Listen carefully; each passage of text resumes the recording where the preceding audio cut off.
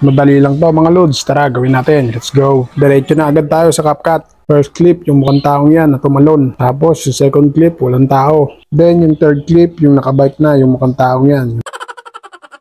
Umpisahan natin sa first clip.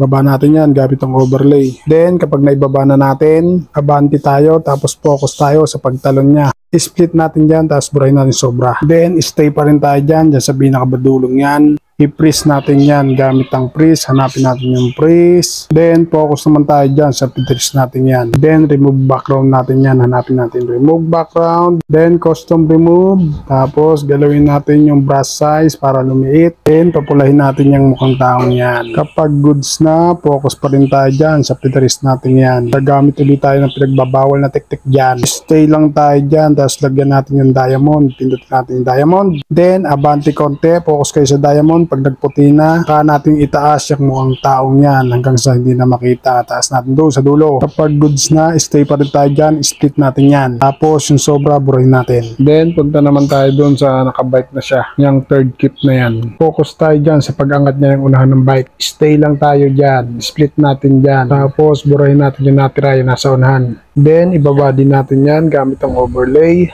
Tapos, drag natin yan dun sa unahan. Huwag lang natin isasagad, banda dyan lang. Then, stay tayo dyan sa unahan yan. Tulad ng ginawa natin sa first clip. Ganon din gagawin natin dyan. I-freeze natin yan. Tapos, remove background natin uli yan. Hapin uli natin yung remove background. Tapos, custom remove. Tapos, adjust uli, brush. Brushin natin yung nakabike na mukhang taong yan.